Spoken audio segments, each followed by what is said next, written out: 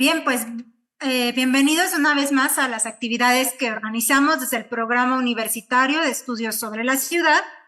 Y bueno, esta actividad también es en conjunto con el programa de posgrado en Geografía como parte del Seminario de Investigación La Ciudad y su Región a cargo del doctor Javier Delgado y del cual, bueno, yo apoyo. Y en esta ocasión vamos a estar hablando un conversatorio sobre amenazas, vulnerabilidad y sociedad, una aproximación a la gestión integral de riesgos y desastres. Y el día de hoy tenemos el enorme gusto de contar con la participación de dos grandes investigadores sobre el tema. En primer lugar, tenemos al doctor Francisco Estrada Porrúa. Él es licenciado en Economía por la Universidad Iberoamericana. Es maestro en Administración de Riesgos por el Instituto Tecnológico Autónomo de México y doctor en Economía por la Universidad Libre de Ámsterdam. Sus intereses de investigación se centran en el análisis económico, escenarios y riesgos del cambio climático y es investigador del Instituto de Ciencias de la Atmósfera y Cambio Climático de la UNAM y también profesor en el posgrado de Ciencias de la Tierra de la misma casa de estudios. Actualmente coordina el programa de investigación en cambio climático de la UNAM. Y por otro lado, pero no menos importante, la doctora Naxeli Ruiz. Ella es licenciada en Etnología por la Escuela Nacional de Antropología e Historia. Es maestra en Estudios Regionales por el Instituto de Investigaciones Dr. José María Luis Mora y doctora en Estudios de Desarrollo por la Escuela de Desarrollo Internacional de la Universidad de East Anglia en Norwich, Inglaterra. Sus líneas de investigación son los métodos cualitativos aplicados a la geografía, la gestión ambiental y de riesgos, la vulnerabilidad social y adaptación. Es también investigadora en el Instituto de Geografía de la UNAM y actualmente coordina el Seminario Universitario de Riesgos Socioambientales de la UNAM. Bienvenidos y les cedo la palabra al doctor Javier Delgado.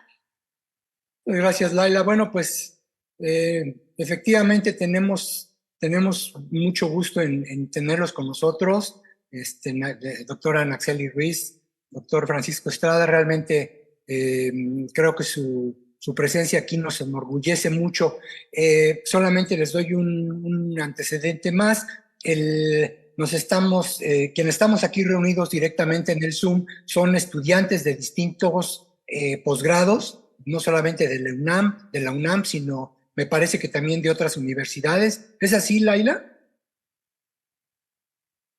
Es así. Ok, entonces, es un grupo muy diverso. Hay distintas, la formación disciplinar de quienes participan en el seminario es muy amplia y todos van desde ciencias sociales a las ciencias duras, en una amplia gama de intereses y de habilidades, lo cual lo hace más dinámico y más interesante la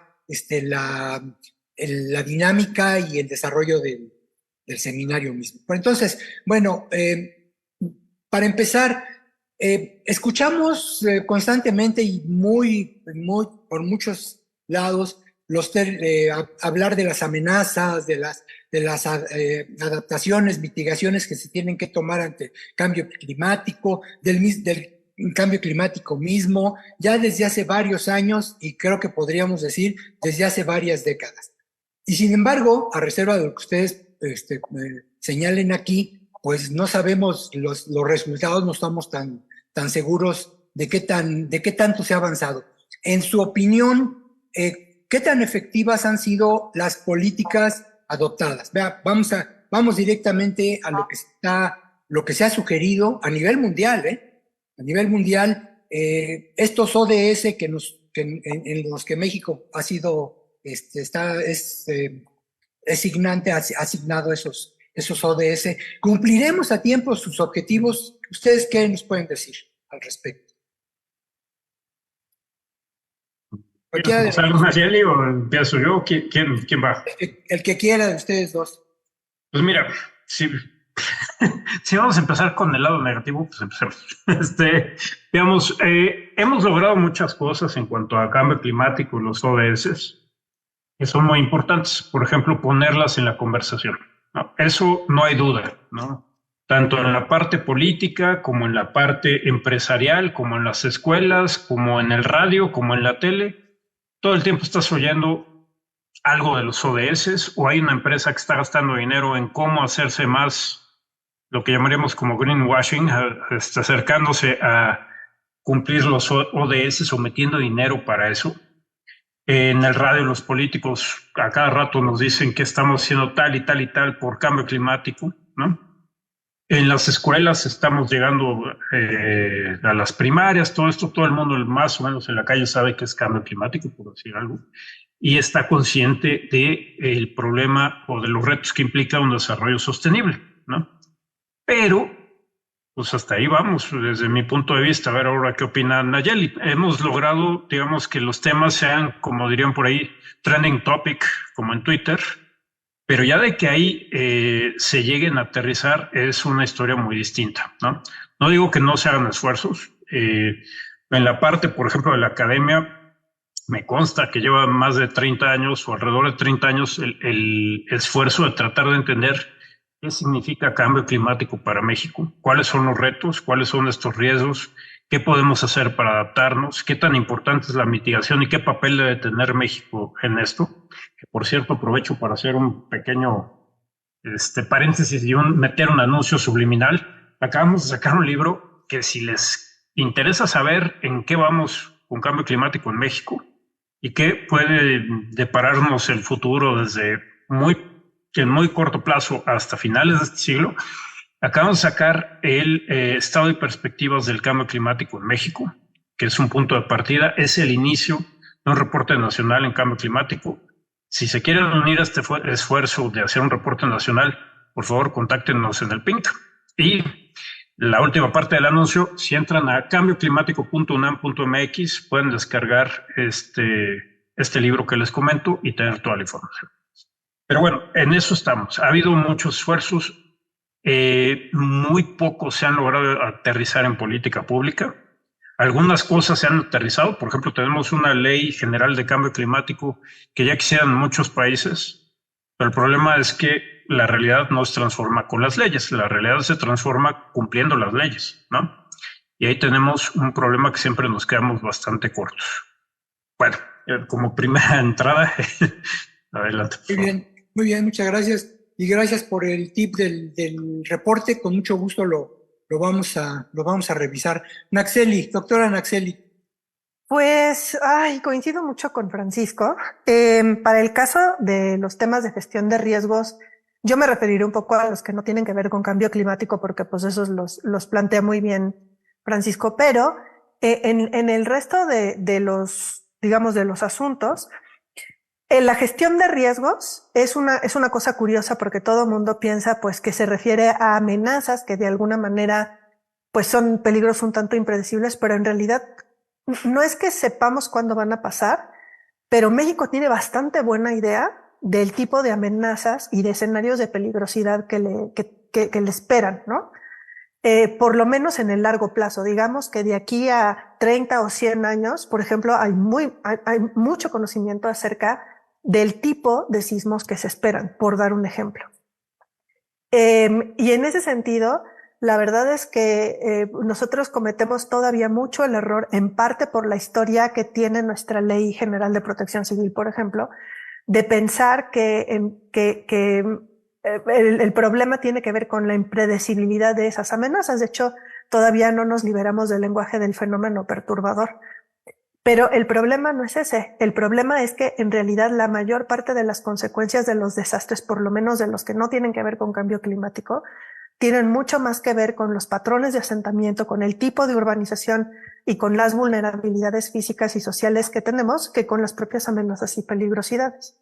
Entonces, por ejemplo, nosotros, a pesar de que sabemos que estamos en regiones altamente sísmicas, a pesar de que tenemos ya mucha experiencia, por ejemplo, con conocer los deslizamientos y todo este tipo de fenómenos, en realidad seguimos construyendo como si no hubiera un mañana. Y eso tiene que ver un poco con el tema del cumplimiento de los indicadores y de las ODS. Las ODS que en realidad nos atañen como gestión de riesgos son muchas las que tienen que ver, por ejemplo, con la ODS 11, ¿no? Con todo lo que tiene que ver con ciudades sostenibles y eso, más que con el conocimiento propio de las amenazas. Y entonces, ¿eso qué quiere decir? Que en realidad nosotros, los errores fundacionales de riesgo, digamos, de las causalidades del riesgo, no los hemos atendido. Y, por ejemplo, ahorita una de las cosas que están, creo que pasando, que es interesante, es que la gestión de riesgos se está articulando con otras agendas sociales que también están, de alguna manera, como cuestionándose su propio cumplimiento en materia de desarrollo. Les doy un ejemplo, los sistemas de cuidados, los sistemas de protección social. A primera vista parece ser como que no tienen nada que ver la gestión de riesgos con los sistemas de protección social, pero luego ya que nos empezamos ahí a meter, vemos que un montón de indicadores de desarrollo son muy, muy parecidos a los que tendríamos que atender en gestión de riesgos si es que realmente quisiéramos hacer prevención. Todo lo que tiene que ver, por ejemplo, con dimensiones de la vivienda adecuada, de la salud, de la educación, del acceso a la investigación científica, o sea, todas esas cosas están en las dos agendas en paralelo, en las agendas de protección social y en las agendas de gestión de riesgo. Y lo que vemos es que esa desconexión que nosotros tenemos y ese lenguaje de amenazas de repente no nos deja ver que en realidad las causas de fondo no las estamos atendiendo. Y la verdad es que nos falta un montón de investigación acerca de eso, porque el problema, como dice Francisco, a nosotros nos pasa un poco al revés, ¿no? Él dice, tenemos una ley muy buena de cambio climático. Nosotros tenemos una ley muy limitada de protección civil que se está volviendo una camisa de fuerza para que nosotros podamos hacer acciones de coordinación de gestión de riesgo. Entonces nosotros, además de hacer cumplir la ley, en realidad necesitamos una nueva ley también. O sea, necesitamos las dos cosas. Y eso se vuelve, o sea, un reto grande. O sea, estamos un poco lejos en eso, la verdad. Ok, muy bien. A ver, hay una coincidencia en cuanto que conocemos, digamos, en la medida de lo posible, tenemos una buena información, dice Nax, ya lo hemos investigado, dice Paco, se ha discutido mucho. Cuando llegamos a la normatividad, al deber ser, decimos, pues está muy bien planteado, pero como se dice coloquialmente, del dicho al hecho, hay mucho trecho. En opinión de ustedes, ¿qué es lo que hace falta? ¿Qué tendríamos que hacer primero vamos en general con las grandes ciudades a nivel mundial? ¿Qué tendríamos que hacer en las grandes ciudades para que estos efectos, estos riesgos que se están viendo? Nax dice, ya sabemos hasta dentro de, ¿cuántos años dijiste, Nax? ¿100 años? ¿Ya sabemos qué va a pasar? Sí. Lo que pasa es que los escenarios de peligro se dan en docenas o cientos de años. Ok, y vamos a llegar dentro de 100 años todavía vivos con estas ciudades. Pues con dificultad, pero bueno, fíjate que ahí, para llevarte la contra un poquito, sí sabemos mucho, pero sabemos lo suficiente para saber que sabemos muy poco. Ese es, digamos, el estado del conocimiento que tenemos, ¿no? Ahora viene la parte de la queja. O sea, digamos, en cambio climático, al menos estoy seguro que Nayeli va a tener una idea muy similar. Tenemos unos huecos enormes de información y tenemos unos huecos enormes en cantidad de gente, en capacidad,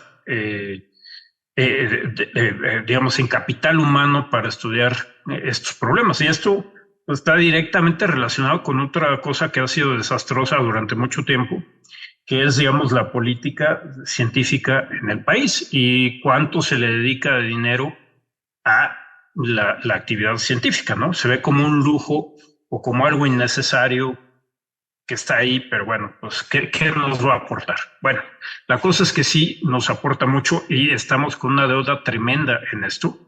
Yo recuerdo hace 20 y tantos años que yo empecé a ver este tipo de cosas, empecé a trabajar en el tema. Por ejemplo, en la Asociación Mexicana de Meteorología había alrededor de 300 miembros, alrededor de 300 meteorólogos en México. Hace dará un año, hablé con uno de sus integrantes y le pregunté, ¿cuántos miembros hay en la Asociación Mexicana de Meteorología? Alrededor de 300, ¿no? Serán los que se murieron reemplazados con 2 o 3 que llegaron por ahí por mera casualidad. Y digo, esa es la parte de meteorología. Yo te puedo decir en cuestiones de cambio climático que estamos muy lejos de tener la capacidad de investigación que requiere un país tan diverso. Y diverso lo puedes tomar desde la parte socioeconómica, la parte cultural, la parte biológica, la parte de riesgos. Estamos muy lejos, ¿no? Cuando uno se pone a ver, por ejemplo, que en México tenemos alrededor de 30 y tantos mil personas en el SNI, ¿no? Que en el Sistema Nacional de Investigadores, que digamos, si lo tomamos como una muestra de cuántos investigadores se dedican tanto a ciencias sociales como naturales en nuestro país, pues imagínate 30,000, ¿no? Divídelo por el número de disciplinas que tú quieras y los temas, y luego por la diversidad que tenemos de territorio, etcétera. Estamos muy, muy lejos de todo esto, ¿no? De lo que se requiere saber. Y eso es muy peligroso cuando tienes los cambios, por ejemplo, en el clima que estamos enfrentando ahora. Se nos olvida a veces, pero por ejemplo, hablamos de que el planeta desde la revolución industrial hasta acá, la temperatura, como un índice de qué tanto ha cambiado el clima, la temperatura ha aumentado alrededor de 1.1, 1.2 grados centígrados. En México lo ha hecho por 1.7 grados centígrados, ¿no? Tenemos unos cambios más rápidos aquí que el promedio del planeta. Y lo mismo te puedo decir en temperatura y precipitación, y los escenarios que se vienen pues también nos muestran eso. Y ahí hay una cosa que Nayeli estaba apuntando, que también es un problema muy importante con cambio climático, ¿no? No son problemas solitos que vas a enfrentar uno a la vez, y cuando venzas ese te está esperando el siguiente y puedes irtelos tomando como si fuera un juego de video donde te peleas uno contra uno y luego vas subiendo a nivel. Aquí el asunto es que lo que nos da mucho miedo, digamos, en cuestión de cambio climático son los riesgos compuestos y los riesgos correlacionados, ¿no? Si nos podemos ver, por ejemplo, con el COVID, un problema muy grave global que tuvimos, nos fue como en feria y nos mostró, digamos, qué nivel tiene la sociedad de preparación para este tipo de problemas. Por otro lado, también nos mostró el valor de la ciencia y lo que se puede lograr en muy poco tiempo cuando tiene uno las capacidades, se ha preocupado en desarrollarlas en sus países, ¿no? Entonces, eso es realmente preocupante, porque en cambio climático vamos a tener problemas de salud, pero vamos a tener problemas en la agricultura, vamos a tener problemas con agua, vamos a tener problemas en ciudades, vamos a tener problemas en energía. Todo esto retroalimentándose uno a los otros. Entonces, es una situación muy complicada de manejar, ¿no? Y ahí, pues si uno quiere saber qué es lo que viene para poderse preparar, tiene que inventarse una manera de poder ver un poquito hacia adelante, ¿no? Y ese ver un poquito hacia adelante pasa por la ciencia, por los modelos y por lo que uno puede generar de conocimiento, ¿no? Y de los datos, que ese ya es otro tema que también tendríamos que hablar. Muy bien. Bueno, pues has planteado aquí varias cosas. La cuestión de lo que es peligroso, lo que nos espera, que hay muchos huecos en la política científica, que no hay el financiamiento que se necesita, que hay una baja preparación de la sociedad, y lo último con lo que terminas es que es necesario ver hacia adelante, ¿no? Pues, interpretamos que tú dirías, está viendo, como se dice coloquialmente, viéndonos el ombligo, porque pues no atinamos a ver más para adelante. Naxeli, ¿qué nos puedes tú decir de esto? Bueno, si va a haber ciudad dentro de 100 años como Espero, quién sabe, ¿no? Justamente ese es uno de los problemas que tenemos que visualizar, ¿no? Que como que de repente nuestras ideas sobre el futuro como sociedad necesitan reimaginarse. En el tema de riesgos, digamos que uno lidia con un montón de problemas, pero entre los problemas con los que uno lidia son algo que se llama sesgos cognitivos, ¿no? Y para nosotros es crucial trabajar con la negación, o sea, de a mí no me va a pasar, o de algo me he de morir, o de no, mejor no quiero saber, no me digas nada porque prefiero vivir mi vida de hoy, ¿no? Digamos, el sesgo cognitivo individual se reproduce o se replica en muchas organizaciones. Las organizaciones de gobierno en general, casi cualquiera, pero en particular las organizaciones de gobierno, tienen plazos muy inmediatistas de acción, tienen programas que normalmente no trascienden los sexenios, o los trienios, dependiendo de qué nivel de gobierno estemos, ¿no? Y hay muy poca, digamos, vinculación con las demandas de largo plazo de la sociedad. Y eso se vuelve un gran problema en este tipo de cosas, porque además uno de los temas en los cuales hemos fallado no son solo los datos, los escenarios, los peligros, sino también tenemos muy poca investigación sobre organizaciones o, por ejemplo, sobre los proyectos de inversión sobre los cuales tendríamos que estar trabajando. Hay un geógrafo muy famoso, Ben Fluvia, que justamente problematiza pues los fallos que tienen un montón de obras públicas y cómo tendríamos que estar investigando justamente cómo incidir en los territorios de mejor manera, pensando en todas las incertidumbres y en todos los niveles de riesgo que vienen en ciertos periodos de temporalidad en el futuro. Entonces, creo que parte de los problemas de la investigación, en este caso en la investigación social, tiene que ver también con los cómo. O sea, el problema creo que en cambio climático y en el tema también de gestión de riesgos es que estamos como muy acostumbrados a decir, sí, es que deberíamos, así no sé, generar mejores procesos de gobernanza del riesgo, deberíamos darnos cuenta de los niveles de riesgo que tenemos, o deberíamos hacer muchas cosas, pero nunca nos preguntamos cómo. Y el problema es que esos cómo van justamente como encarnados en la forma en la que crecen las ciudades, porque nuestros cómo no son en asentamientos rurales en esta época contemporánea. Estamos súper urbanizados y estamos súper urbanizados en cuencas hídricas muy estresadas y en zonas costeras que además van a tener pues, un montón de exposiciones a, digamos, diferentes escenarios de peligrosidad. Entonces, por ejemplo, una de las cosas que le falta mucho a las ciencias sociales es tratar de averiguar los cómo, no lo que debería ser, no los deberes ser, ¿no? No las cosas que aparecen en los proyectos de ley, sino realmente cómo tendríamos que pensar los usos de suelo, cómo tendríamos que pensar las normas urbanísticas, cómo tendríamos que pensar la construcción, las nuevas formas de construcción, cómo tendríamos que pensar las formas de trabajar la ingeniería en la ciudad, las obras de mitigación, los megaproyectos. O sea, todas esas cosas son parte de la agenda de lo que no se sabe. Digamos que en eso sí estoy de acuerdo con Francisco. Sabemos lo suficiente para saber que nos falta un montón y decimos, bueno, ¿cómo es posible que no haya investigación en esto? ¿No? ¿Cómo es posible, por ejemplo, que tengamos tantísimas zonas costeras en este país, ciudades costeras, y que de esas ciudades costeras tengamos prácticamente cero conocimiento de las inundaciones, de los procesos de zonificación, de cómo han crecido las ciudades, de las vulnerabilidades físicas? O sea, ese conocimiento no está, ¿no? Y si ahorita no está, si nos esperamos a que se intensifiquen los escenarios de riesgo, híjole, o sea, es como dejarlo todo para el último momento, y no solo para el último momento, sino para el peor momento posible. Tendríamos que estar pensando totalmente de otra manera la ciudad, y la investigación creo que sí tendría que dar ese giro, ¿no?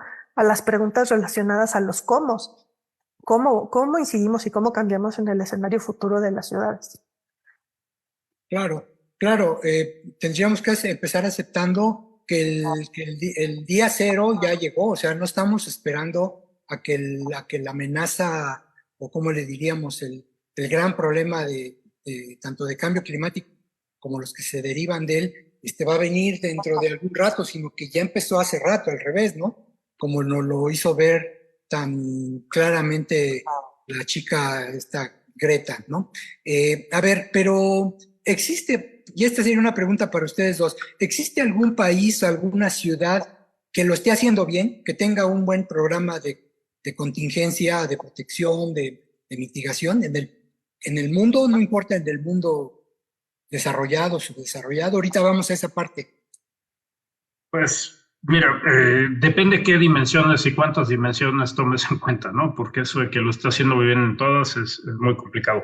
Pero antes de entrar a eso, sí quisiera, a lo mejor quedó medio mal. Quiero hacer una presión, pues, o sea, no quiero dar la impresión de que estamos bien adaptados ahorita, ¿no? Que por eso tenemos que ver al futuro y entender mejor el futuro. Tenemos que ver el futuro y entender mejor el futuro, porque ahorita estamos muy mal adaptados, no a lo que estamos viviendo ahorita, no al día cero que tú mencionabas, sino al día cero que pasó hace ya mucho tiempo. ¿no? Y ahí también tocando un poco la pregunta tuya anterior de en 100 años vamos a tener ciudad, pues como dicen Nayeli, bueno, quién sabe, ¿no? A lo mejor nos reinventamos las cosas y tenemos algo distinto. Pero como va la cosa, va a ser, si no hacemos algo, va a ser muy complicado, ¿no? Esto de los riesgos, digamos, compuestos, hay una ilustración muy, sugerente, digamos, en el caso de las ciudades. Como decía Nayeli, tenemos una urbanización, digamos, que crece descontrolada, tenemos una mancha urbana que crece más rápido que la población, ¿no? No es justificable con el crecimiento poblacional, y eso genera una cosa que se llama la isla de calor, ¿no? Que es, digamos, cambio climático local. La Ciudad de México ha sido un ejemplo de cómo no se deben hacer las cosas y cómo no se debe urbanizar. Estimaciones que tenemos nosotros de la isla de calor te dicen que hay alcaldías que tienen más de 4 grados centígrados por la isla de calor, por cómo se han urbanizado, en pocas palabras. ¿No? ¿Cuál alcaldía? Pues la Venustiano Carranza, por ejemplo, ahí es donde tenemos, digamos, el máximo en la ciudad, pero todo el oriente de la ciudad tienen una isla de calor de 3, 4 grados centígrados, ¿no? Entonces, si uno se pone a ver, 3 o 4 grados centígrados es lo que uno espera que la temperatura global aumente bajo un escenario muy malo de emisiones, ¿no? Entonces, digo, supongamos que eso de 3 o 4 grados a nivel global más o menos se parece que, más o menos, a lo que pasaría en México. Entonces, súmale a una ciudad que ya tiene en promedio unos 3 grados centígrados por isla de calor, y hay lugares con más, súmale otros 3 o 4 grados centígrados en la temperatura anual. No te estoy hablando del día más caliente del año, sino la temperatura promedio anual. Entonces estás hablando de... Perdón, te refieres 3 o 4 grados por encima del promedio. Ajá, exacto, con respecto a... Eso es habitable. Ahora que hablamos mucho de ciudad habitable y ciudad incluyente, pues, es factible. Tú dime cómo funcionaría un sistema metro con eso. Imagínate ahora dentro de eso el día más caliente del año y cómo se están dando, por ejemplo, las olas de calor. O sea, si tomamos este año como ejemplo, como un ejemplo de un año que puede ser más tirándole a lo típico en el futuro, pues imagínense la ola de calor que tuvimos en junio o julio, que se vuelva pues el estándar, ¿no? Tan fácil como esto. El mes de septiembre para México, el promedio de México, del país, la anomalía fue de 3 grados centígrados, ¿no? Con respecto al periodo preindustrial, de 1.5 con respecto a la tendencia. O sea, es una bestialidad. O sea, ¿qué pasa sobre una temperatura promedio de 6, 8 grados más? ¿Qué pasa con los eventos extremos, ¿no? Entonces, ¿cómo se hace una ciudad vivible bajo esas condiciones? Digo, ese es el lado oscuro, como diría uno, ¿no? Y es más oscuro cuando uno se empieza a ver que lo que se hizo mal en la Ciudad de México se ha copiado igual o peor en los alrededores. Y entonces estamos extendiendo la urbanización de la peor manera que lo pudimos hacer. Tenemos lugares, digamos, en las afueras de la Ciudad de México, en la zona conurbada, donde tienen tendencias de calentamiento de medio grado centígrado por década, por isla de calor, ¿no? Eso es una bestialidad, ¿no? Entonces, tenemos que repensar y tenemos que tomar, digamos, estrategias para reducir estos efectos, que además son baratas, son fáciles de implementar y digamos, no sería un gran problema avanzar en ese sentido, y eso nos permitiría ganar un colchoncito por si en las negociaciones internacionales las cosas no van bien y no nos quedamos con menos de 2 grados en la temperatura global, ¿no? Claro. Max, tú decías en tu intervención anterior que no debemos pensar en lo que se debe hacer, sino en cómo está en la realidad. Lo que está diciendo Paco simplemente nos pone de frente a una realidad pues que nos debería de espantar. Ahora, tú decías que que debemos incluir en la agenda lo que no se sabe. Y fuiste muy clara también en que lo que no se sabe no solamente la respuesta viene de las ciencias exactas, de las ciencias duras, sino de la parte del ámbito social. te hago esta pregunta sabiendo tu trayectoria y tu expertise. En tu opinión, ¿qué tanta colaboración hay entre la investigación en el campo de las ciencias sociales y en las ciencias duras con respecto a este problema? ¿Estamos colaborando como debería ser? Pues todavía no llegamos al punto de cómo debería ser, pero creo que ya, justo por lo que menciona Francisco, estamos creo que en el punto en el que ya nos entendimos que nos necesitamos los unos a los otros, ¿no? Que no podemos avanzar en pensar este mundo del futuro si no nos escuchamos unos a otros. Yo creo que estamos como en un punto en el que estamos tratando de hacer una especie de reconocimiento mutuo, ¿no? Yo trabajo mucho, por ejemplo, con geógrafos físicos, con geofísicos y con ingenieros, ¿no?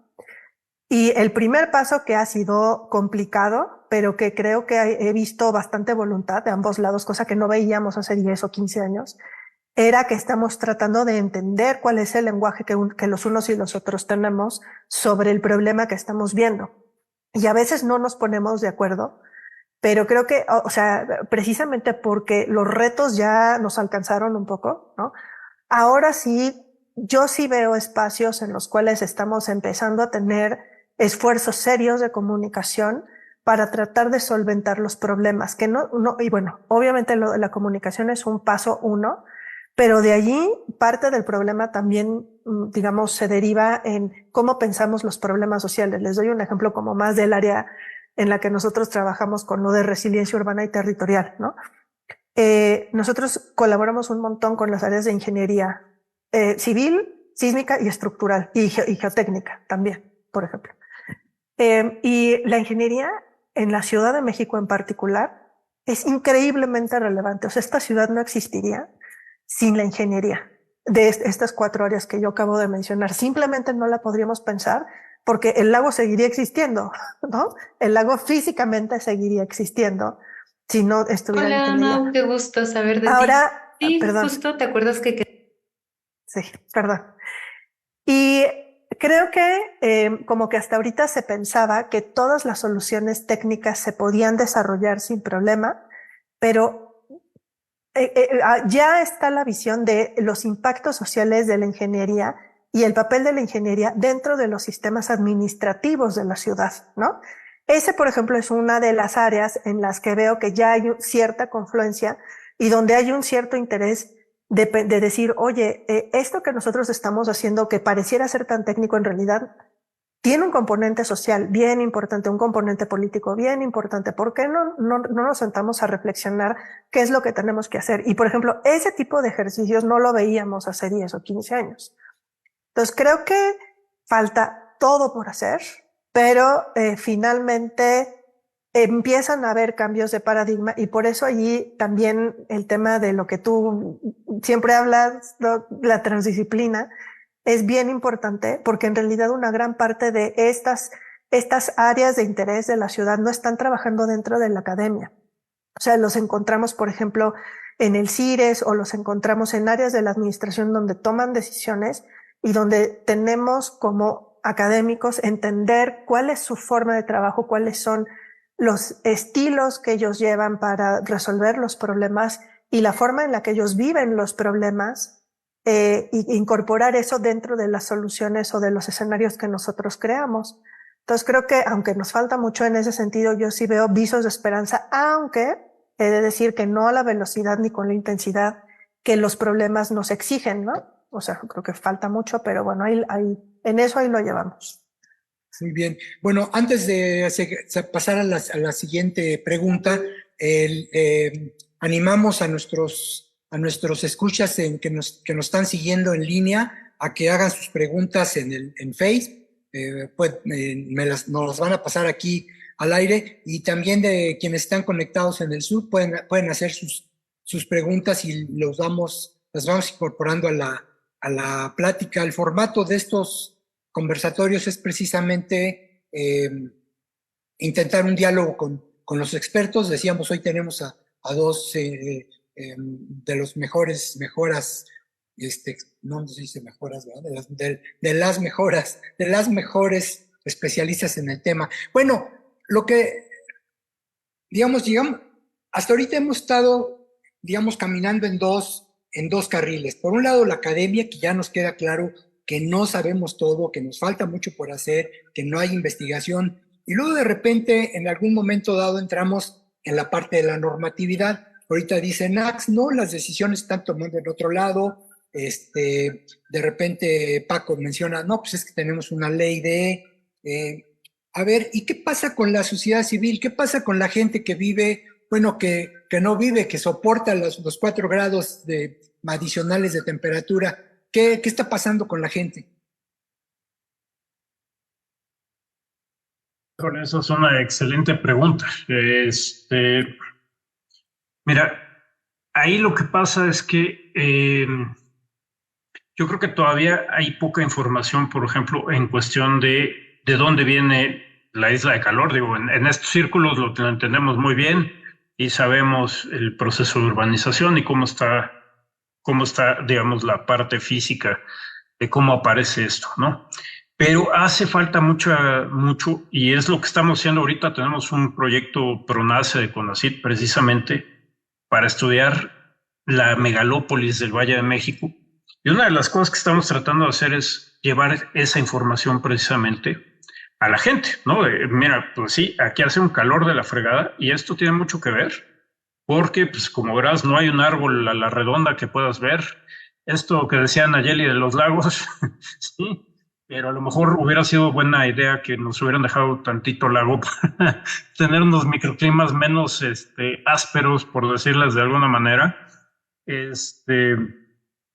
Y pues eso, o sea, y entender cómo se puede transformar esto que estamos sufriendo, ¿no?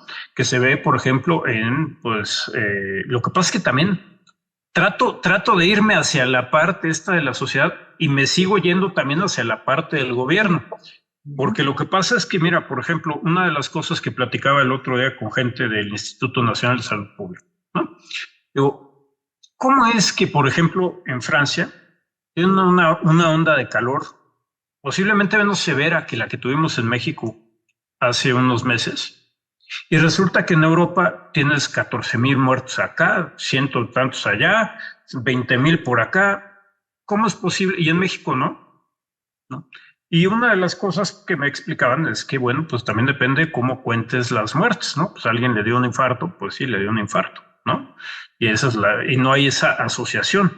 Entonces, también desde esa parte tenemos que tener los datos para poder entender bien cómo es nuestra sensibilidad a los distintos riesgos, cómo nos afectan, ¿no? Y poderlos comunicar de una manera correcta, ¿no? También, pues te digo, hay cosas que tan fáciles como si se lograra tener, esta es otra cosa muy importante, ¿no?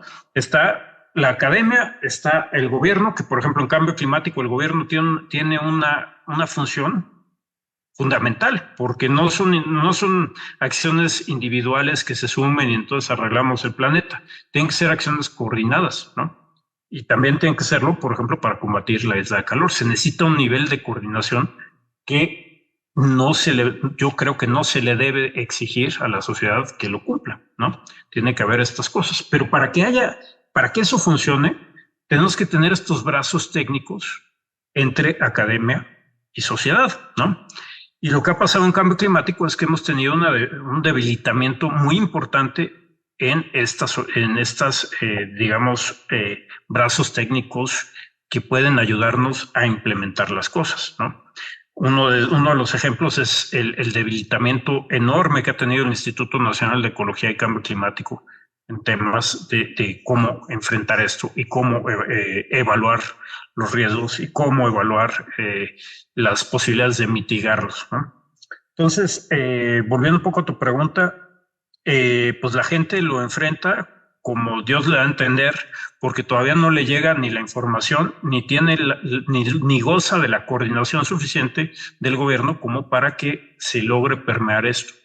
Dentro de las labores que hacemos, por ejemplo, en la academia, es, como les mencionaba en este proyecto, tratar de llevar esto y sensibilizar tanto a la sociedad y que se entienda cómo es que se construyen, ahora sí, como diría Nayeli, esto de la construcción social del desastre, ¿no? Y cómo podemos intervenir desde la parte social, desde la parte de gobierno, desde la parte de academia, pero hace todavía mucha falta esos niveles de coordinación que, pues digamos, el gobierno tiene una facultad pues innegable en proveernos, ¿no? Oye, Nax, ¿tú crees que la mayor participación social pasa necesariamente por las instancias de gobierno? Pues justo iba a hablar un poco de eso. A ver, lo que pasa es que creo que aquí vale la pena como meter un poquillo de teoría social, ¿no? Sobre finalmente qué significa participación. O sea, si nosotros pensamos en lo que un ciudadano de a pie podría saber sobre esto, es muy poquito, ¿no? Muchos de ellos perciben que hay cambios, saben que hay cambios, o sea, entienden que hay una cierta transformación hacia algo que es más caliente, ¿no? Pero hay que pasar a otro nivel o a otro punto para poder convertir eso en una forma de organización social o con algún mecanismo que movilice ciertas energías, ciertas agendas y ciertas estrategias, que es un poco lo de las teorías de los movimientos sociales, ¿no? Entonces, aunque no es masivo, ciertamente sí hay muchísimos movimientos sociales que abordan alguno de estos aspectos. No necesariamente dicen o van a reivindicar, por ejemplo, el cambio climático, los riesgos, pero sí, por ejemplo, van a defender una barranca, o van a defender un bosque, o van a procurar ver la conservación de un parque, o cosas de ese tipo que finalmente son reivindicaciones ambientales muy locales, si quieres, muy pequeñitas, ¿no? Pero que ya sumando las movilizaciones sociales, pues ahí tú ves un cierto patrón que tiene que ver un poco con la adopción de este tipo de discursos, ¿no? De, oye, queremos un futuro, queremos otra forma de vivir, etcétera. Entonces, en ese sentido, la verdad es que estos movimientos justamente son bien antigobierno, la mayoría de ellos, ¿no? Tratan de hacer uso de algunos de los recursos, por ejemplo, en el caso de la Ciudad de México, los presupuestos participativos. Muchos de ellos reivindican el tema de los presupuestos participativos, pero justamente tratan de diferenciarse o de alejarse de las vías más institucionales de gobierno en relación, por ejemplo, al cambio climático, ¿no?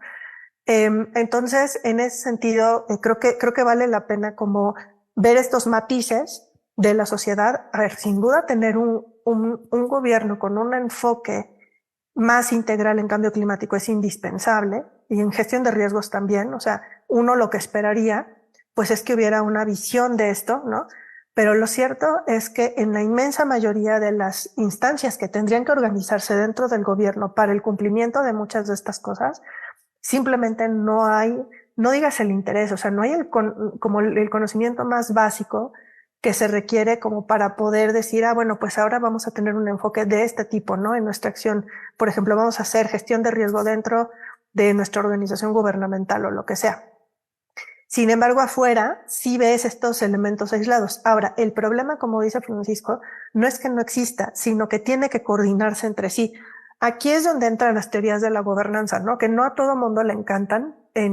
Hablando ahora sí que de academia pura, no a todo mundo le encanta enmarcar esto como un problema de gobernanza, porque el problema de gobernanza a su vez tiene ciertos límites respecto a lo que puede explicar en la coordinación o incluso en la conflictividad y en la capacidad que tengas de alinear ciertas agendas políticas. Aún así, todo mundo, digamos, el estándar dentro de estos temas es hablar de gobernanza y hablar de capacidades de coordinación, precisamente porque si tú no tienes una visión integral, todos estos esfuerzos, aunque son muy valiosos, se quedan muy pequeños para el tamaño de los problemas que tenemos en gestión de riesgos, porque gestión de riesgos básicamente implica alinear muchas agendas y no solamente de gobierno y de sociedad civil. Aquí una parte importante del problema también es el sector privado, que podríamos considerar una forma particular de sector social con fines de lucro, ¿no? En el cual, por ejemplo, estamos viendo crecimientos desmedidos en zonas totalmente inadecuadas para ello. Estamos viendo, por ejemplo, el sector de la construcción que, híjole, o sea, no quiero ponerlo como el malo en la película, pero de veras estamos mal en términos de control y de regulación del sector de la construcción. El tema de las transiciones a energías limpias, que es algo súper importante acá también, ¿no? Y sobre todo el tema de que los gobiernos locales tienen realmente que tomarse en serio el tema del control del suelo, porque si no tenemos ese control del suelo, digamos, todas estas energías que van más en el sentido del lucro toman posesión de la ciudad. Y eso realmente se vuelve un problema aquí en Guadalajara, en Acapulco, en Cancún, en prácticamente la ciudad que ustedes gusten y manden, ¿no? Ya para no tomar más tiempo, ahí le dejo. Sí. Bueno, has puesto un tema en la mesa, un tema que es, a mi modo de ver, fundamental. Mencionaste primero el control del suelo, o sea, efectivamente Paco dice, la ciudad crece y parece ser que nadie lo puede parar, pero tú dices, bueno, se puede controlar el suelo. Dijiste control del suelo, que hoy damos por hecho que se puede controlar, pero también dijiste lo de factores pues, se oye onomatopeico, pero fuerzas de facto que son los que toman decisiones, lo dijiste así, toman el control de la ciudad. Eso es un poco fuerte, ¿no? ¿Está pasando eso ahorita? Sí, claro que sí. Sí está pasando, ¿no? De hecho, lo podemos ver de muchas maneras. No nada más aquí. Una de las grandes discusiones que existen, ahora sí que yéndonos justamente al tema urbano y regional, una de las grandes discusiones que existen ahorita con el tema de las ciudades globales justamente tiene que ver con cómo funcionan los mercados inmobiliarios en las zonas centrales de las grandes ciudades globales. Hay geógrafos económicos que estudian mucho este tipo de cosas y que justamente ven cómo la materialización de muchos capitales globales se hace a través, pues, de desplazamientos de las zonas centrales de la ciudad y de búsqueda de lugares adecuados en donde se puedan materializar este tipo de cosas a través pues de la construcción financiada por grandes fondos de inversión, ¿no? No es una cosa exclusiva de México, es una cosa que se discute para Londres, para París, para Nueva York, para Tokio, o sea, para todas estas grandes ciudades, ¿no? Que se reproduce en escalas más pequeñitas, en ciudades como Monterrey, por ejemplo, como Guadalajara, como Cancún, quizás un poco como Tijuana, o sea, se dan como pequeñas réplicas de esas cosas que son, de hecho, fuerzas de facto que no necesariamente incluso se deciden en la propia ciudad. O sea, Ciudad de México me refiero, ¿no? O sea, son cosas que tienen que ver con inversiones que van mucho más allá de eso. Y la verdad, sí, sí uno ve, por ejemplo, hacia dónde está aumentando los valores de suelo dentro de la ciudad, sí ves que hay una presión importante y que eso justamente es lo que está detrás en parte de lo que explicaba Francisco de la expansión urbana, que a su vez nos lleva a isla de calor urbana. No tendría que expandirse la ciudad, se podría hacer otra forma de ocupación de la ciudad si tuviéramos una forma más inteligente de densificar los usos de suelo en las zonas centrales, ¿no? Pero eso no se puede hacer porque literalmente no, o sea, nuestro mercado de suelo es eso, un mercado, ¿no? Que no se puede regular, y el mercado de alquileres es un mercado no regulado. Entonces, como esas dos cosas no son reguladas, pues sí hay muchos espacios, ¿no? Para estas fuerzas de facto, la verdad. Sí. Muy bien, bueno, antes de pasarte la palabra, Paco, para seguirte haciendo sufrir con la parte social del cambio climático, ya nos vamos acercando al final, ya llevamos casi una hora trabajando, lo cual yo les agradezco infinitamente porque se nos ha ido muy rápido, quiere decir que los temas han estado fluyendo muy bien. Les recordamos a quienes nos siguen que pueden hacer sus preguntas, y en lo que vamos acercándonos al final ya con medida, a ver qué les parece. Vamos a pensar ya en hacia dónde, qué tenemos que hacer, cuáles son las medidas que podemos tomar ya, ahora sí que como decíamos, los viejitos, aquí y ahora, no más allá del deber ser, en las condiciones en las que estamos, con la academia, su riqueza y sus limitaciones que tenemos, con una sociedad civil desarticulada. Efectivamente, Nax, yo creo que diste al clavo en mencionar estos pequeños movimientos sociales que defienden una barranca, lo dijiste perfectamente bien, que defienden pues un jardín, incluso se habla, defienden un jardín para que no talen los árboles. Claro, se talan árboles millones de árboles en otras partes del país por obras que supuestamente son de interés social. ¿Hacia dónde podemos ir caminando, digamos, para irlo acotando en el ámbito gubernamental, en el ámbito académico y en el ámbito social? Paco.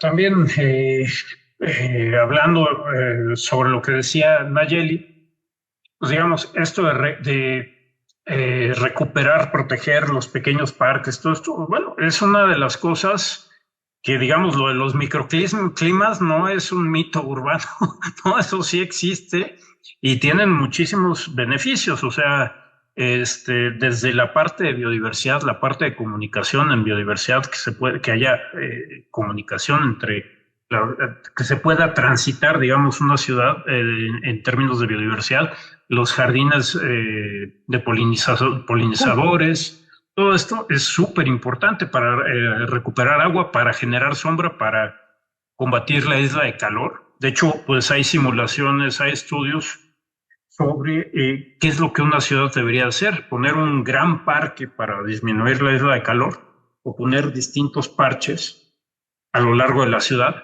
y resulta que pues, los resultados son más o menos similares y posiblemente tenga más beneficios estos pequeños parches verdes, ¿no? Y no solo es eso, o sea, es ir viendo todas las cosas pequeñitas que nos pueden dar resultados muy importantes. Hace unos años nosotros publicamos un artículo sobre qué pasaría en 1,700 ciudades del mundo. Primero, si consideras los impactos económicos del cambio climático sin la isla de calor y si los consideras con la isla de calor. Digamos, a nivel global, los impactos globales de todo el planeta, cambio climático, cuando tú consideras la isla de calor, los tendrías que multiplicar por 3. O sea, de ese tamaño es el problema, porque en las ciudades tenemos más del 50% de la población y más del 80% del Producto Interno Bruto. Entonces, de las cosas que nos pusimos a ver que se puede hacer barato, es, por ejemplo, lo de los techos blancos, techos frescos. Eso se puede ir cambiando tan fácil como con una norma. Si uno implementa una norma que cuando tú tienes que cambiar tu impermeabilizante, en vez de que pongas el ocre que normalmente ponemos uno que tenga mayor albedo, refleje más la energía que viene del sol, pues resulta que poco a poco vas cambiando la ciudad a que tenga una isla de calor menor, ¿no? ¿Y cuánto te costó? Pues básicamente 0 pesos y 0 centavos, ¿no? Casi, ¿no? Entonces, por ejemplo, en ese estudio lo que encontramos nosotros es que por cada $1 que tú invirtieras en eso, estarías recuperando en términos de pérdidas evitadas hasta $15, ¿no? Entonces, creo que vale la pena, ¿no?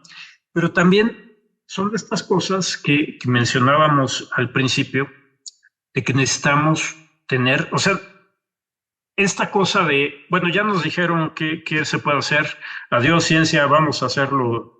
No, se tienen que hacer estos esfuerzos, digamos, de una manera continua, y la investigación nos guste, a los que nos gusta muy bien, y a los que no, pues que les guste, porque es la manera de poder hacer, de poder manejar estos retos que la modernidad nos plantea. No hay muchas otras opciones, esta es la manera, ¿no? O una de las maneras más importantes que se complementan con muchísimas otras cosas, pero es muy importante. Les platico, por ejemplo, estas cosas que uno luego no se espera.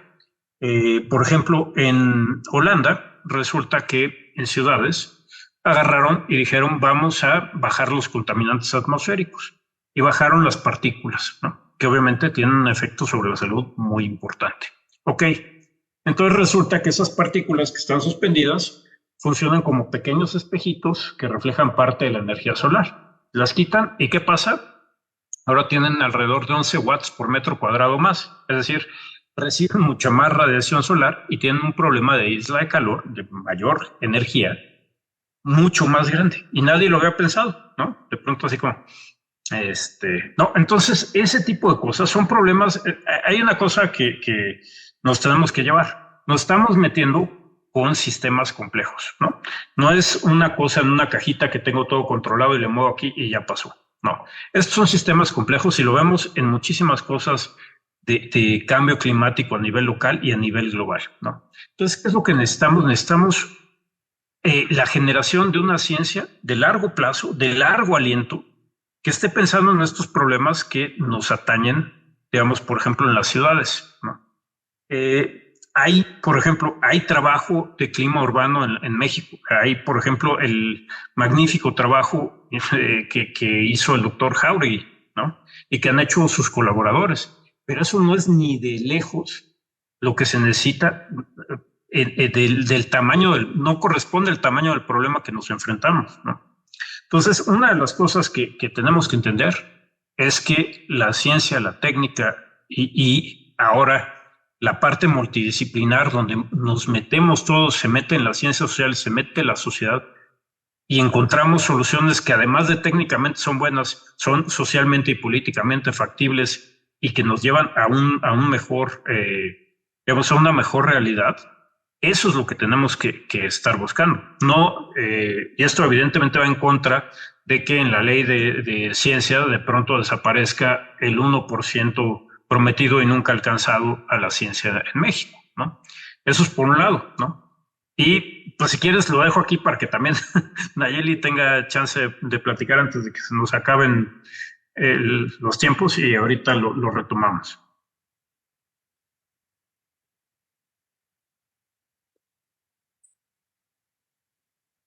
Agarro el tema. Bueno, fíjense que yo quiero ligar este último comentario con lo que, o alguna de las preguntas que están apareciendo en el chat.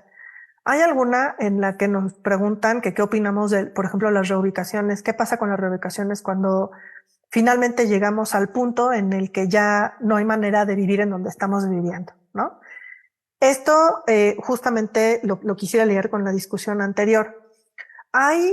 Creo que una de las cosas que tenemos que pensar como parte de las ciencias sociales también es qué pasa cuando llegamos a los límites, que eso es una cosa que no estamos acostumbrados, ¿eh? O sea, seguimos pensando, de hecho, muchos de los problemas en las ciencias sociales y, por ejemplo, en la geografía urbana, como si no fuéramos a llegar a ese mañana. Y ese mañana, en muchos sentidos, ya está aquí. O sea, ya lo hemos dicho, pero el caso de las reubicaciones es uno de esos casos en los cuales no hay suficiente investigación de qué pasa cuando llegas a un punto de no retorno. Y eso lo ligo, por ejemplo, con dos ejemplos de estudios que se han hecho, sobre todo en Estados Unidos, no aquí, pero que son muy interesantes de traer a colación.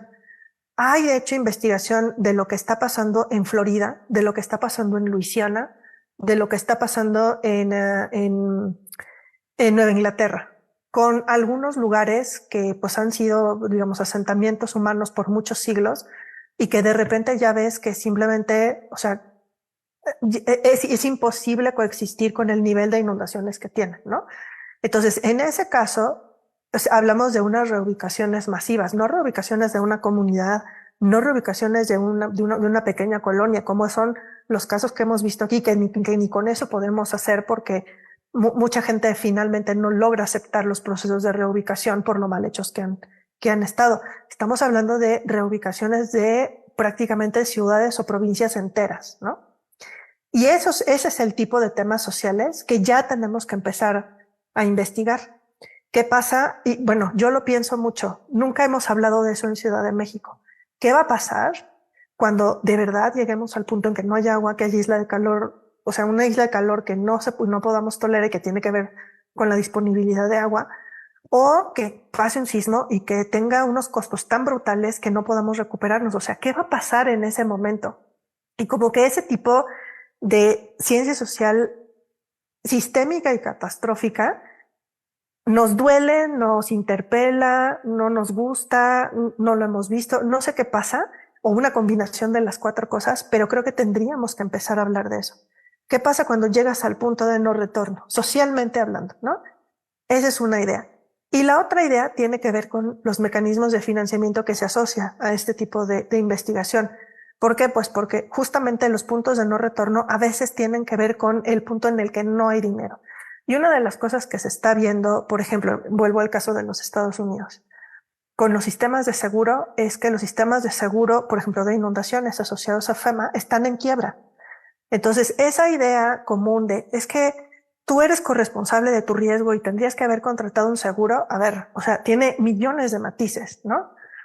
y no matices muy buenos, particularmente porque, uno, el costo va a superar lo que el pool de beneficiarios puede aportar a ese seguro, y dos, porque los propios seguros están en una crisis en la cual están superando los costos catastróficos de lo que pueden cubrir y de lo que es económicamente o lucrativamente viable para la figura llamada seguro, ¿no? Entonces, esos dos ejemplos son parte de lo que tendríamos que estar pensando en los estudios urbanos regionales, la verdad. Porque justamente cuando uno se visualiza una ciudad en ese tipo de crisis, es cuando piensas justamente qué va a pasar. Va a haber una migración masiva, o sea, va a haber, o sea, esas cosas no van a venir exentas de dolor, va a haber mucho dolor, va a haber mucha tragedia social, ¿no? Pero estamos extremadamente mal preparados para eso. Y creo que por ahí tendríamos que ver, o sea, qué va a pasar cuando no tengamos el dinero para hacerlo, cuando las condiciones físicas naturales de nuestra vulnerabilidad sean superadas y cuando los mecanismos institucionales que tenemos para entender y abordar esos procesos sean totalmente rebasados. Hay que decir, Paco lo sabe, es que no falta mucho para eso. O sea, en realidad tendríamos que verlo en el mediano plazo. O sea, estamos hablando ya del orden de algunas décadas a lo sumo para llegar a cierto tipping point de eso, ¿no? Y ahí lo dejo en la agenda porque sí es algo difícil, ¿no? Pero necesario. Ok. Y además, nada más una cosita ahí sobre lo que decía Nayeli. Esos tipping points muchas veces nos van llegando a distintos niveles sociales en distintos tiempos. No es lo mismo el tipping point que le va a llegar a alguien que vive donde ya tiene una isla de calor de 4 grados centígrados, que no tiene servicios de salud suficientes, que no tienen los recursos, que ya le falta agua. Que ese tipping point va a ocurrir mucho más temprano que el que a lo mejor los que están asociados a los tomadores de decisiones y los que dicen, esto es importante y esto no es importante, ¿no? Entonces eso profundiza enormemente las injusticias sociales. Que ya de por sí están fuertes, ¿no? Laila, tú querías decir algo. Sí, en realidad presentarles algunas preguntas que están pasando por aquí en algunos de los estudiantes, inclusive una mía y personas que nos están viendo por Facebook. Y bueno, la primera que nos presenta Tania Gómez es cómo se pueden implementar soluciones a la problemática que estamos tratando, es decir, como cambio climático y gestión integral de riesgos y desastres, en términos de los gobiernos locales, que creo que es algo que ustedes ya empezaron un poco a esbozar. Y bueno, aquí hay otra que creo que está estrechamente relacionada. Nos pregunta también Sebastián Torres, ¿qué opinan de la Estrategia Nacional de Ordenamiento Territorial y sobre todo de la zona sur-sureste? ¿Creen que estas estrategias de reordenamiento territorial de varias regiones podrán afrontar las crisis climáticas por medio de la redistribución territorial? Y bueno, voy a dejar primero estas dos preguntas para seguir como conversando. Bueno, si quieren empiezo yo de esto.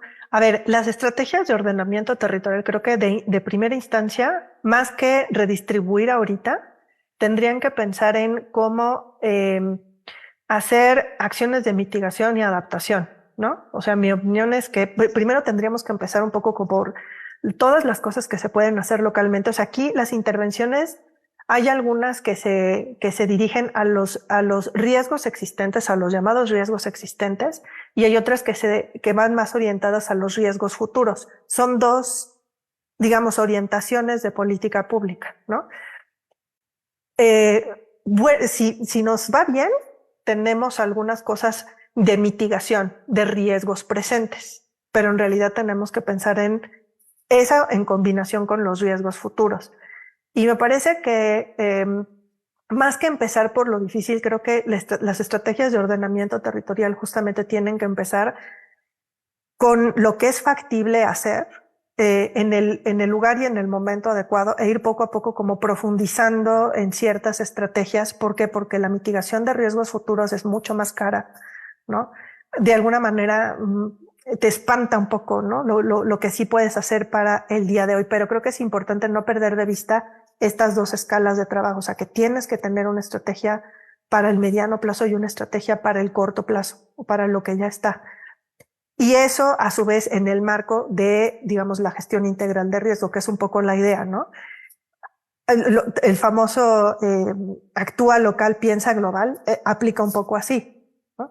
Tenemos una idea global de los problemas y tratamos de hacer coordinación de manera integral, pero la realidad es que los pequeños proyectos son los que nos van dando la pauta de cómo hacer las cosas, ¿no? Entonces, en las estrategias de ordenamiento territorial, la verdad es que creo que tendríamos que empezar un poco por esa parte más local. Pensemos en la Ciudad de México, por ejemplo, ¿no? Que muchos estamos aquí. Digo, perdón por el chilangocentrismo, pero es un buen ejemplo. Nosotros podríamos perfectamente, con el Programa General de Ordenamiento, reformular un montón de cosas que tienen que ver con nuestras normas generales de ordenación. Eso es totalmente factible. Lo que no se tiene es la voluntad política de hacerlo, pero técnicamente es factible, podría dar mucha certeza jurídica, podría ayudar a lograr ciertos objetivos de los que ya mencionó Francisco, por ejemplo, el de los techos frescos, entre muchísimos otros, ¿no? Si se hacen bien. Y creo que hay suficiente expertise, hay suficiente reflexión sobre eso, y esas son medidas, llamémosle locales para la Ciudad de México, que van a paliar riesgos presentes y riesgos futuros, porque tiene que ver con la urbanización presente, pero también tiene que ver con tendencias del futuro de la urbanización. Esas son las cosas que podríamos estar haciendo en materia de ordenamiento territorial y están súper ausentes de las discusiones que tenemos ahorita, si es que hay alguna discusión, ¿no?, seria al respecto. Ese es un ejemplo de las cosas que se tienen que hacer, y eso va coordinado con normas oficiales que ya están haciéndose en SEDATU y que además están contenidas en la Estrategia Nacional de Ordenamiento Territorial, ¿no? O sea, sí se podrían hacer, pero bueno. Muy bien. Perdón. A ver, sí, adelante. Nada más para complementar un poco lo que dice Nayeli. Nosotros, dentro del proyecto que comentaba de la megalópolis del Valle de México, la doctora Alma Mendoza ha estado haciendo proyecciones de crecimiento urbano, en general de cambio de uso de suelo. Y los forzantes son tales que si no aplicamos esto de, como decía Nayeli, hacer algo, pero de veras hacer algo y hacerlo decidido, digamos, la parte de la modelación nos dice a dónde nos llevarían los forzantes como están, o sea, las relaciones económicas, el crecimiento de la población, tal. Y son escenarios, bueno, no se los puedo mostrar ahorita, pero si los ven, los 13, me parece que son 13 centros urbanos que hay dentro de la megalópolis, crecen muchísimo más rápido que lo que crece la población, ¿no? Y eso en términos nada más de isla de calor, sin considerar, bueno, qué pasa con la agricultura, que hay muchísima gente dentro de la megalópolis dedicada a la agricultura de riesgo, qué pasa con la biodiversidad, qué va a pasar en términos de, por ejemplo, movilidad, qué va a pasar en términos de contaminación atmosférica, qué va a pasar con agua, qué va a pasar, sin eso nada más pensando en la isla de calor. Si yo les mostrara los mapas de los escenarios que se construyen con base en cambio climático global, más esas proyecciones de cambio de uso de suelo, de urbanización, pues serían para atrás, porque son escenarios realmente de terror en cuestión de clima, ¿no? Y eso es a lo que estamos, pues digamos, si no cambian las cosas, es para allá, para donde vamos, ¿no? Muy bien. Me parece que todavía hay alguna pregunta que no se ha hecho, Lai. Sí, de hecho hay dos más. Una nos pregunta a Diana Eleuterio, ¿qué tanto inciden o se toman en cuenta los atlas de riesgos municipales para la gestión del riesgo, o en muchos casos su elaboración y poca actualización solo es cuestión de cumplir con la normativa? Y bueno, yo también tenía justo una duda que creo que la plantea un poco también el doctor Francisco, la planteó en términos de qué tan beneficiosos han sido estos proyectos de restauración ecológica. Por ejemplo, usted hablaba del caso de calidad del aire, pero me pongo a pensar también en otros casos que por supuesto han sucedido en Holanda, pero han sucedido también en otras partes del mundo que tienen que ver, por ejemplo, con restauración de ríos, con canales, reforestación, bosques urbanos y demás, si realmente han ayudado a mitigar los escenarios que nos han descrito de cambio climático, de riesgos y demás, o es más un poco en esta estrategia de greenwashing que también nos conversaba usted al inicio de este conversatorio. Y bueno, por ahí más o menos van. Bueno, me concentro un poco, bueno, evidentemente en la parte climática de la pregunta que hacía Laila. Digamos, nosotros lo que estamos buscando ahorita es evidencia empírica ha habido mejoras, por ejemplo, ha disminuido la isla de calor en algún lugar. Estamos analizando eso, digamos, con base en la intensidad de la isla de calor, que tenemos un récord desde 2003 hasta 2020. Estamos buscando en qué lugares se ha logrado revertir la tendencia o se ha logrado, digamos, por lo menos reducir la tendencia al calentamiento. Y sí hay. Por ejemplo, en la parte conurbada de la Ciudad de México, hay lugares donde se ha logrado detener un poco el calentamiento, y eso ahorita lo que tenemos que hacer es, y es a lo que estamos viendo, es cruzar con qué acciones podemos rastrear a esa parte, a esa geografía que se hayan implementado, o de plano, porque hay muchas partes en la Ciudad de México que lo que estamos sospechando es que realmente ya estamos llegando al límite de la isla de calor. Digo, si uno urbaniza todo, pues no se va a calentar más de lo que de eso urbanizado al 100%, ¿no?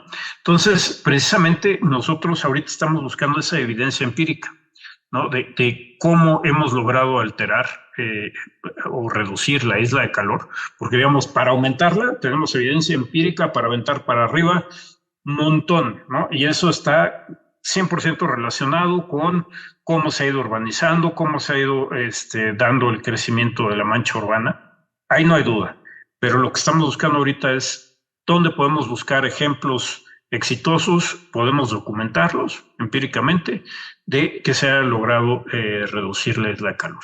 Hasta el momento no estamos trabajando en eso, pues. Pues yo tomo el micrófono para lo de la pregunta de los atlas de riesgos. Miren, aquí hay que entender un poco la historia de qué es un atlas de riesgos municipal, ¿no? El atlas de riesgos municipal es un instrumento que se generó, no tiene mucho, la política tiene alrededor de 15 años, y cuando se hicieron los primeros atlas de riesgos, en realidad había muchos problemas en las normas operativas de los programas, que, bueno, es natural, era un programa que fue aprendiendo también sobre la marcha, ¿no? Respecto a qué se tenía que pedir, cómo se tenía que pedir. Pero el atlas en sí mismo es un instrumento que, para hacerlo bien, es muy complicado porque tiene que reflejar al mismo tiempo en un plano cartográfico un fenómeno peligroso que normalmente pues tiene sus orígenes en cierta escala, y los aspectos que tienen que ver con la vulnerabilidad social, institucional, los aspectos de atención a emergencia, reconstrucción, etcétera, ¿no? O sea, si se hiciera bien. Entonces, a eso súmenle que hay muchísimas limitaciones presupuestales, pero también de capacidades para reflexionar acerca de lo que tiene que incluir un instrumento de ese tipo.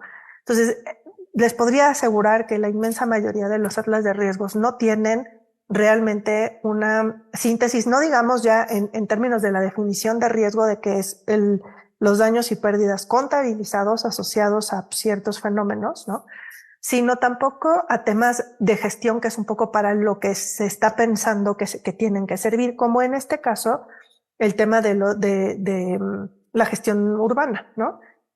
El Atlas tiene literalmente 0 indicaciones relacionadas con la gestión urbana, ¿no? Eso se vuelve un gran problema en su aplicación. ¿Por qué? Porque si nosotros decimos, por ejemplo, a ver, miren, en esta zona es de alto riesgo, concepto que está mal, por cierto, es de alta amenaza, pero bueno, ¿no? O de amenaza no mitigable. Supongamos que esa sería más o menos la idea. Entonces, si con eso nosotros pensamos en regular en parte el crecimiento urbano o tratar de hacer algo en materia de desarrollo urbano, en realidad no hay ninguna normativa ni ningún elemento que pueda asociar o, digamos, amarrar esa calificación de amenaza no mitigable con los usos de suelo en zonificación secundaria, que es en donde se hace eso, ¿no? La mayoría de las calificaciones relacionadas a amenaza no mitigable se hacen con zonificación primaria, que es donde se establecen la mayoría de las tendencias generales de uso de suelo, pero no los usos de suelo específico. Entonces, mientras nosotros no hagamos una articulación, digamos, legal de ese concepto, o sea, del concepto amenaza no mitigable o alto riesgo, si te quieren llamar, con el concepto, o sea, con los usos de suelo en zonificación secundaria, simplemente los otros de riesgos van a ser letra muerta en urbanismo. Es así de fuerte, ¿no? Entonces, ese, por ejemplo, es uno de los grandes temas que todavía están huecos en geografías legales y en los temas urbanísticos, pero en materia, por ejemplo, de derecho urbano, allí tenemos todo que hacer, porque eso es justamente una de las cosas que se tienen que hacer. No es ni siquiera que no se tomen en cuenta, es que aunque se tomaran en cuenta, no se pueden integrar. Y eso lo demuestra que cuando se han considerado, eso, por ejemplo, un desarrollador te lo truena en litigio así, precisamente porque no hay normativa que los obligue a seguir un lineamiento de riesgo si eso no está incluido en la zonificación secundaria. No sé si fui clara, pero de eso se trata, ¿no? Sí, claro, muy clara y bueno, tan clara que ya hasta las preocupaciones del principio pues ya quedaron superadas apenas en una hora. Bueno, yo les agradezco mucho, doctora Naxeli Ruiz, doctor Paco Estrada, por su tiempo, por su generosidad para compartir con nosotros sus conocimientos, sus experiencias, sus inquietudes. Creo que con lo que nos vamos aquí con un montón de preguntas en la cabeza, seguramente, y si ustedes nos lo permiten, esta no será la última vez que los invitemos a que estén con nosotros. Nuevamente, pues les agradezco en nombre del seminario. Lai, no sé si quieres hacer algún otro comentario. De nuestros invitados, pues también les agradecemos mucho la contribución que han hecho al tema. Me parece que es una